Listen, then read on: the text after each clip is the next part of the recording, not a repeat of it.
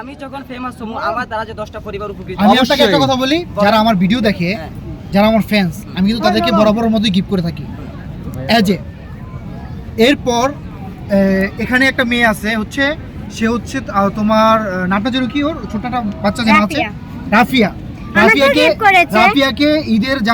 ঈদের পোশাক কিনে দেওয়া হয়েছে। আপনি আমার পেজে দেখতে পারেন, রনির পেজে আছে, সবার পেজে আছে।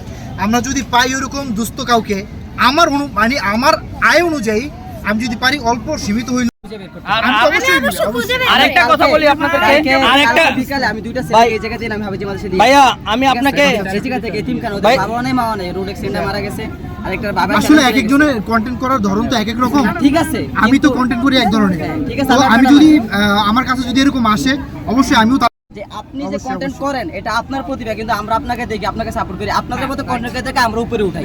যারা ফ্যান ফলোয়ার আছে তারা আপনাদেরকে সাপোর্ট দেয়, তারা আপনাকে সোশ্যাল মিডিয়া পপুলার করে। আর আপনি ফ্যান ফলোয়ার স্যার, আপনি জীবনে সোশ্যাল মিডিয়া পপুলার হতে পারবেন।